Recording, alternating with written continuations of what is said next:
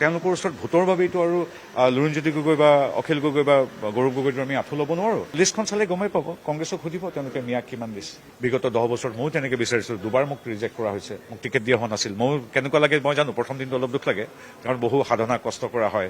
আচলতে গোটেই কনচেপ্টটো হ'ল জন আশীৰ্বাদৰ যাত্ৰাই। ৰাইজৰ আশীৰ্বাদ বিচাৰি আমি ইতিমধ্যে আপোনালোকে দেখিছে সমগ্ৰ অসমত আমি প্ৰায় প্ৰায়কেইখন জিলাতে বিভিন্ন ধৰণে আমি জন আশীৰ্বাদ যাত্ৰা কৰিলোঁ। মুখ্যমন্ত্ৰী মহোদয়ৰ নেতৃত্বত আমাৰ সন্মানীয় দিলীপ শইকীয়াদেৱৰ উপস্থিতিত এতিয়াও আমাৰ কেৱল জিলা বা ৰাজ্যিক পৰ্যায়তে নহয়, গাঁৱে ভূঞে আমাৰ তৃণমূলৰ কাৰ্যকৰ্তাসকলে এই মুহূৰ্তত জন আশীৰ্বাদ বিচাৰি মানুহৰ ঘৰে ঘৰে অনুষ্ঠানে প্ৰতিষ্ঠানে গৈছে। খুব সুন্দৰ। কালি আমি আপোনালোকে দেখিছে, আপোনালোকৰ সংবাদ মাধ্যমত আমিও দেখিছোঁ, কিদৰে হাজাৰ হাজাৰ লোক ওলাই আহিছে স্বতঃস্ফূৰ্তভাৱে মনোনয়ন পত্ৰ দাখিলৰ বাবে আমাৰ বিজেপি তথা NDA প্ৰাৰ্থীসকলৰ বাবে। গতিকে ইয়ে সূচায় যে ৰাইজ জনতা আমাৰ বিজেপি তথা NDAৰ লগত আছে। তৃতীয়বাৰৰ বাবে ডক্টৰ হিমন্ত বিশ্ব শৰ্মাৰ নেতৃত্বত ৰাজ্য চৰকাৰ এখন গঠন কৰিবলৈ ৰাইজে আশীৰ্বাদ দিবলৈ যেন ইতিমধ্যেই থিৰাং কৰিছে, তেনেকৈ অনুভৱ আৰু আত্মবিশ্বাস আমি দৃঢ়ভাৱে পোষণ কৰিছোঁ। গতিকে আমি ভাবোঁ যে এনেধৰণে আমাৰ প্ৰচাৰ মানে আমি মূলতঃ ৰাইজৰ আশীৰ্বাদ বিচৰাটো আমাৰ কাম। আমি বাকী বহুত বেছি এইকাৰণেই কৰিব নালাগে, সকলোবিলাক নিজেই দেখিছে, নিজেই ব্যৱহাৰিকভাৱে প্ৰত্যক্ষ কৰিছে। গতিকে তাত আমি মাজে মাজে দুই এটা কথা ৰোমন্থন কৰাৰ বাহিৰে বৰ সাংঘাতিক প্ৰচাৰ চলাৰ প্ৰয়োজন নাই। কাৰণ এখন গাঁৱলৈ যেতিয়া গাঁৱৰ সন্মুখৰ পথটো, যিটো পথ হয়তো 50 বছৰ পকী হোৱা নাছিল, আজিৰ তাৰিখত হৈছে। প্ৰতিদিনে 14 কিলোমিটাৰ পথ আমাৰ নিৰ্মাণ হয়। আজিৰ তাৰিখত এই কাঠৰ বাঁহৰ দলং নাই। আজিৰ তাৰিখত ঘৰৰ কাষৰে কোনোবা এজন ল'ৰাই তামোল এখন নোখোৱাকৈ কোনোবা দৰিদ্ৰ পৰিয়ালৰ এজন বা দুজন ল'ৰাই চাকৰি পাইছে। গতিকে আমি সেইটো প্ৰচাৰ কৰাৰ খুব বেছি প্ৰয়োজন নাথাকে। কালিতো আমি ছ'চিয়েল মিডিয়াত দেখিছোঁ, এজন ল'ৰাই আমাৰ দিলীপ শইকীয়াদেৱক এটা লিংক দিছে। তাত কৈছে যে মই ৰাজনীতি নাজানো, কিন্তু আমাৰ ঘৰৰ কাষৰ একেবাৰে খুব অৱস্থা বেয়া হৈ যোৱা নামঘৰটো অসম দৰ্শনৰ আঁচনিত নিৰ্মাণ কৰি দিছে এই চৰকাৰখনে। এই চৰকাৰখনে কেৱল ফ্লাইঅভাৰ, এলিভেটেড কৰিডৰ বা ইউনিভাৰ্চিটি নিৰ্মাণ কৰাই নহয়, আমাৰ গাঁৱৰ নামঘৰটোৰ মণিকূটৰ টিং কেইচলা যে বেয়া হৈছে, সেই কথা পৰ্যন্ত চিন্তা কৰিছে। ওলাওঁতে সোমাওঁতে গাঁৱৰ সেই ধুনীয়া নামঘৰটো দেখোঁ। গতিকে মই বাকীটো পিছৰ কথা, চাকৰি, হত্যা হিংসা বন্ধ, সেইবিলাক বাদ দিওঁ, নামঘৰটো চাই মোৰ ভোট দিবলৈ মন যায় বিজেপি। কিন্তু মেছেজ কালি দিছে দিলীপ শইকীয়াক।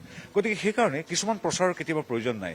আজি হাজাৰ হাজাৰ নামঘৰৰ যি আমাৰ আধ্যাত্মিকতা আৰু সাংস্কৃতিক পীঠস্থান, সেইবিলাকলৈ যিদৰে সহায় সহযোগিতা আগবঢ়োৱা হৈছে, প্ৰতিখন জিলাত এতিয়া এখন ইউনিভাৰ্চিটি, এখন চিকিৎসা মহাবিদ্যালয়ৰ, এখন ইঞ্জিনিয়াৰিং কলেজ স্থাপনৰ প্ৰক্ৰিয়া প্ৰায় শেষেই হোৱাৰ পথত। এইবিলাক ব্যৱহাৰিকভাৱে চাই আজি যে হত্যা হিংসা নাই, আজি যে গোষ্ঠীগত সাম্প্ৰদায়িক সংঘৰ্ষ নাই, যিবিলাক কংগ্ৰেছৰ দিনত হৈছিল, সেইবিলাক এতিয়া আমি বাৰে বাৰে কৈ থকাৰ প্ৰয়োজন নাই। আজি সমগ্ৰ অসমৰ মানুহ জানে, কেৱল কাজিৰঙা বা গোলাঘাট কাৰ্বি আংলঙৰ মানুহে নহয়, যে কাজিৰঙাত এটা গৰুৰ মৃত্যু হোৱা নাই। এইবিলাক কথাৰ খুব বেছি প্ৰয়োজন নাই, এইবিলাক অনুভৱৰ কথা। আজিৰ তাৰিখত আমি নিশা 10 বজাতো আমি ঘৰলৈ উভতি আহোঁ, যিখন অসমত কিন্তু আগতে স্বাধীনতা দিৱসতো বোম বিস্ফোৰণ হৈছিল। গতিকে এইবিলাক কথা অসমৰ ৰাইজে জানে, বুজে, আৰু সেইবিলাকৰ ভিত্তিতে আমি ভাবোঁ ৰাইজে আমাক আশীৰ্বাদ কৰিব। হয়, যে নিয়ম মাফিক যিখিনি প্ৰচাৰ কৰিব লাগে সেইখিনি আমি কৰিম। মুখ্যমন্ত্ৰী মহোদয়ে আমি প্ৰাথমিক আলোচনা কৰি দেখিছোঁ, মুখ্যমন্ত্ৰী মহোদয়ে প্ৰতিদিনে অতি কমেও 4খন সভা কৰি এখন ৰেলীৰে সামৰিব। অৰ্থাৎ তেখেতে আহিবলগীয়া পদযাত্ৰা, সাধাৰণতে আপোনালোকে যেনে 40-50 হাজাৰ মানুহে তেখেতক আশীৰ্বাদ দিবলৈ, চাবলৈ, চুবলৈ আহে, সেইটো নকলৈ সকলোৱে জানে। গতিকে 4খন সভা আৰু এখন ৰেলী কৰাৰ কথা অহা 20 দিনত বা 18 দিনত, প্ৰায় 90ৰ পৰা 100খন তেনেধৰণৰ তেওঁ সভা ৰেলী কৰিব। হয়, আমাৰ কেন্দ্ৰীয় নেতা ষ্টাৰ কেম্পেইনাৰ থাকে। আমি সদায় অসমবাসী ৰৈ থাকোঁ, কেৱল বিজেপি কাৰ্যকৰ্তাই নহয়, সন্মানীয় প্ৰধানমন্ত্ৰী নৰেন্দ্ৰ মোদী ডাঙৰীয়া, গৃহমন্ত্ৰী অমিত শ্বাহ ডাঙৰীয়া, আমাৰ ৰাষ্ট্ৰীয় সভাপতি নীতিন নবীনৰ পৰা আদি কৰি আমাৰ যিমান শীৰ্ষ নেতৃত্ব আছে, তেখেতসকলে সদায় অসমলৈ আহে, অসমত তেওঁলোকে প্ৰৱাস কৰে। গতিকে তেখেতসকলে আহিবই। গতিকে মূল যি দিন বাৰ আমি কিছুদিনৰ পিছত আপোনালোকক জনাব পাৰিম। গতিকে ৰাষ্ট্ৰীয় নেতৃত্ব আহে আমাৰ ইয়ালৈ, আমাৰ নিজৰ নেতৃবৰ্গ আছে। গতিকে আৰু আমাৰ ষ্টাৰ কেম্পেইনাৰ বুলি আমি সদায় কওঁ, আমাৰ ষ্টাৰ কেম্পেইনাৰ হ'ল বুথৰ সভাপতিসকল, বুথৰ কাৰ্যকৰ্তাসকল। যিদৰে সন্মানীয় পৰমাদৰণীয় প্ৰধানমন্ত্ৰী যেনেকৈ ষ্টাৰ কেম্পেইনাৰ বা মুখ্যমন্ত্ৰী এগৰাকী ষ্টাৰ কেম্পেইনাৰ, ভাৰতীয় জনতা পাৰ্টীৰ বাবে বুথ পৰ্যায়ৰ যিসকল আমাৰ কাৰ্যকৰ্তা আছে, তেওঁলোক আমাৰ শ্ৰদ্ধেয় ষ্টাৰ কেম্পেইনাৰ।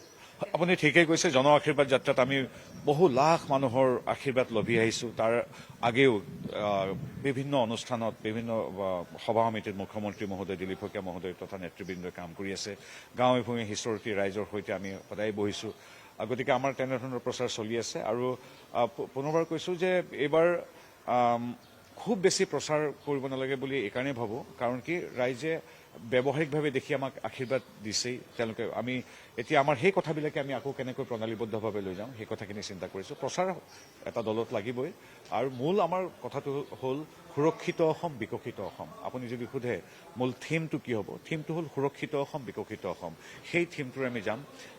সুৰক্ষা, অসমৰ সুৰক্ষা আৰু বিকাশৰ প্ৰতিজ্ঞা, সেয়া আমাৰ বিজেপিৰ সংকল্প। কাৰণ সুৰক্ষা মানে কি, ইতিমধ্যে আপোনালোকক কৈছোৱেই যে আজিৰ তাৰিখত এটাও বোমা বিস্ফোৰণ নাই। অসম বন্ধ আগতে 24 ঘণ্টা, 100 ঘণ্টা, 1000 ঘণ্টা পৰ্যন্ত হয়। বোমা বিস্ফোৰণ, ধৰ্ণা, হৰতাল, পথ বন্ধ, অসম বন্ধ এইবিলাক আজিৰ তাৰিখত নাই।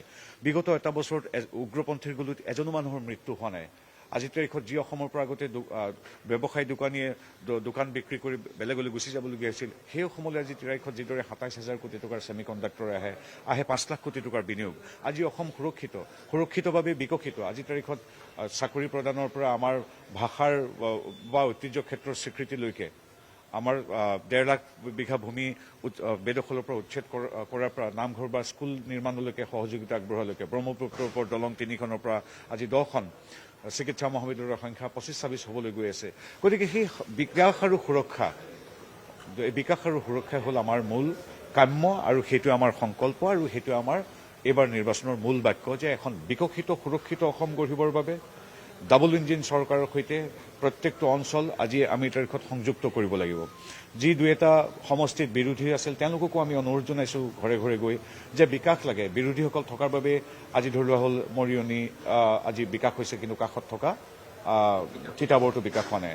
আজিৰ তাৰিখত আপোনালোকে দেখিব যে সোণাৰী আগবাঢ়ি গৈছে, কিন্তু যি গড়গাঁও, যি নাজিৰাৰ পৰা সমগ্ৰ অসম শাসিত হৈছিল, মূল আমাৰ প্ৰশাসন সুশাসনৰ কেন্দ্ৰবিন্দু, সেই গড়গাঁও আজি বিৰোধীৰ হাতত থকাৰ কাৰণে পিছ পৰি গৈছে। গতিকে আমি ভাবোঁ কেন্দ্ৰত বিজেপি, ৰাজ্যত বিজেপি হ'ব হিমন্ত বিশ্ব শৰ্মাদেৱৰ নেতৃত্বত।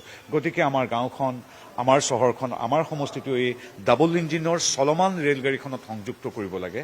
এতিয়া সেই দেৱব্ৰত শইকীয়া বা ভাস্কৰ বৰুৱাৰ যে অচল দবাটো ৰেল ষ্টেচনৰ কাষত থকা, সেই অচল দবাত কোনো যাত্ৰী নুঠে বুলি আমি ভাবোঁ। এইবাৰ বিৰোধীৰ হাতত থকা আমি সমষ্টিকেইটাৰ ৰাইজকো আমি কৰজোৰে আমি তেখেতসকলক অনুৰোধ জনাইছোঁ বিকাশৰ স্বাৰ্থত এইবাৰ যিহেতু চৰকাৰ হিমন্ত বিশ্ব শৰ্মাৰ হ'ব বুলি ৰাইজেই সিদ্ধান্ত গ্ৰহণ কৰিছে।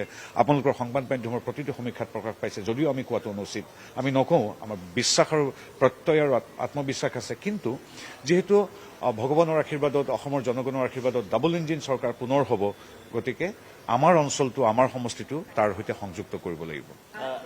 সিদ্ধাৰ্থ ভট্টাচাৰ্যৰ দৰে ব্যক্তি হ'ল এগৰাকী সমৰ্পিত কাৰ্যকৰ্তা। তেওঁলোকে আমাক শিকাইছিল যে বিধায়ক হওক, মুখপাত্ৰ হওক, সাংসদ হওক, মন্ত্ৰী হওক, এইবিলাক একোটা দায়িত্ব। এনে দায়িত্ব কেতিয়াবা এনে দায়িত্বৰ পৰা বেলেগ দায়িত্ব দিয়া হয়। গতিকে সিদ্ধাৰ্থ ভট্টাচাৰ্যৰ দৰে আমাৰ জ্যেষ্ঠ কাৰ্যকৰ্তাসকলেইতো আমাক এই দিক নিৰ্দেশনা দিয়ে। গতিকে তেখেতক মই আকৌ ব্যক্তিগতভাৱে ধন্যবাদ জনাওঁ। যোগদান কৰাৰ পিছতে তেখেতে মোক মুখপাত্ৰ কৰিছিল। তেখেতৰ অৰিহণা অভূতপূৰ্ব। কেৱল তেখেত বুলিয়ে নহয়, প্ৰায় 1000-1200 লোকে আমাৰ প্ৰাৰ্থিত্ব বিচাৰিছিল, অধিকাৰ আছে। বিগত 10 বছৰত ময়ো তেনেকৈ বিচাৰিছিলোঁ, দুবাৰ মোক ৰিজেক্ট কৰা হৈছে, মোক টিকেট দিয়া হোৱা নাছিল। মোৰ কেনেকুৱা লাগে মই জানো, প্ৰথম দিনটো অলপ দুখ লাগে, কাৰণ বহু সাধনা কষ্ট কৰা হয়, মাহ বছৰ ধৰি জীৱনৰ মূল্যৱান সময় দিয়া হয় নিজকো প্ৰক্ষেপ কৰিবৰ কাৰণে। কিন্তু আমাৰ এই যে 1000 বা 1200 আছে, আমাৰ সন্মানীয় সতীৰ্থ আছে, তেওঁলোকে নিজকে প্ৰক্ষেপ কেৱল কৰা নাছিল, তেওঁলোকে কৰিছিল দলৰ নীতি আদৰ্শ, দুইখন চৰকাৰে কৰা ভাল কাম, আমাৰ দলৰ দৰ্শন, এইবিলাকহে ৰাইজৰ ওচৰলৈ লৈ গৈছিল। গতিকে তেওঁলোকৰ যোগ্যতা হিচাপে প্ৰাৰ্থিত্ব বিচাৰিছিল। প্ৰতিগৰাকী ব্যক্তিয়ে যোগ্য আৰু দলে সিদ্ধান্ত কেনেকৈ লয় সেইটো আমি সকলোৱে জানো। গতিকে তেখেতসকল আমাৰ সদায় শ্ৰদ্ধেয় আৰু তেখেতসকলে সদায় দলটোক আগুৱাই লৈ গৈছে।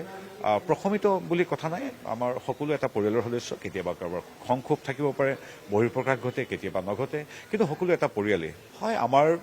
আমাৰ এই যি 89খন আসনৰ ভিতৰত অষ্টাশী আসনখনৰ ঘোষণা কৰা হ'ল, তাত দেখিছোঁ আমি যুৱ প্ৰজন্মৰ বহুকেইগৰাকী আছে।